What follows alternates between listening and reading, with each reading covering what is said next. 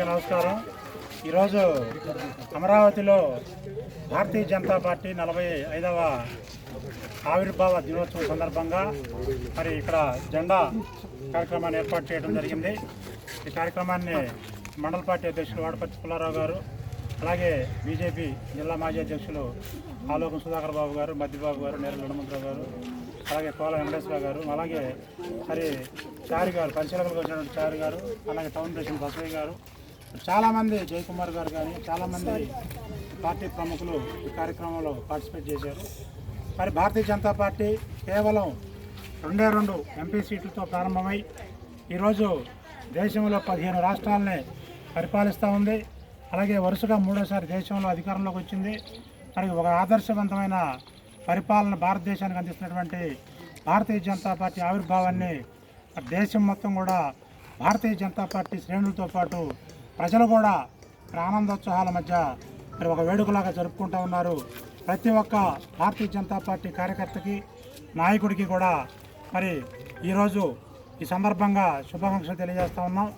రాబోయే రోజుల్లో మరి భారతీయ జనతా పార్టీ ఒక సమర్థవంతమైనటువంటి మరి పరిపాలన ఇంతకంటే కూడా ఇంకా ఎక్కువ పరిపాలనని అందించేలాగా భారతీయ జనతా పార్టీ కృషి చేస్తూ ఉంది.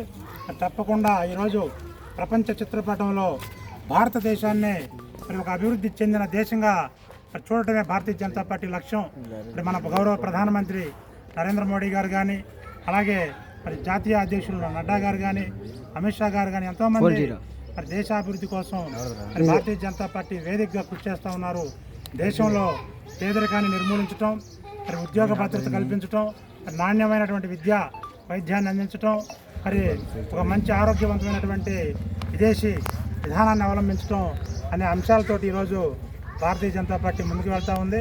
తప్పకుండా రాబోయే రోజుల్లో భారతదేశాన్ని మరి ప్రపంచ చిత్రపటంలో అగ్రగామి నిలబెట్టేందుకు అది కేవలం ఒక భారతీయ జనతా పార్టీకే సాధ్యం. మరి కాంగ్రెస్ పార్టీ కుటుంబ పాలనలో ఈ దేశం చాలా నష్టపోయింది. మరి వారి కుటుంబ సభ్యులు, వారి అనుయాయులు, వారి బంధుమిత్రులు లబ్ధి పొందారు తప్పితే దేశ ప్రజల జీవన విధానంలో ఎటువంటి మార్పు రాలేదు. మరి కుటుంబ పాలన నుంచి నరేంద్ర మోడీ గారి స్లోగన్ ఒకటే, కాంగ్రెస్ లేని భారతదేశాన్ని చూడాలన్నదే వారి లక్ష్యం. మరి దాదాపు దేశం మొత్తం కూడా ఈరోజు భారతీయ జనతా పార్టీ యొక్క పరిపాలనలో ఉన్నది. 1-2 రాష్ట్రాల్లో కూడా కాంగ్రెస్ పార్టీని పూర్తిగా సమాధి చేసే విధంగా ఈరోజు మా జాతీయ నాయకత్వం పనిచేస్తుందని చెప్పి కూడా తెలియజేస్తూ, మరి ఈ యొక్క భారతీయ జనతా పార్టీ అధికారంలో రావడానికి కృషి చేసినటువంటి ప్రతి ఒక్క కార్యకర్తకి కూడా పేరు పేరున ధన్యవాదాలు తెలియజేస్తూ, మరి యొక్క అందరికీ కూడా మరొకసారి మరి భారతీయ జనతా పార్టీ ఆవిర్భావ దినోత్సవ శుభాకాంక్షలు తెలియజేస్తున్నాం. జై హింద్.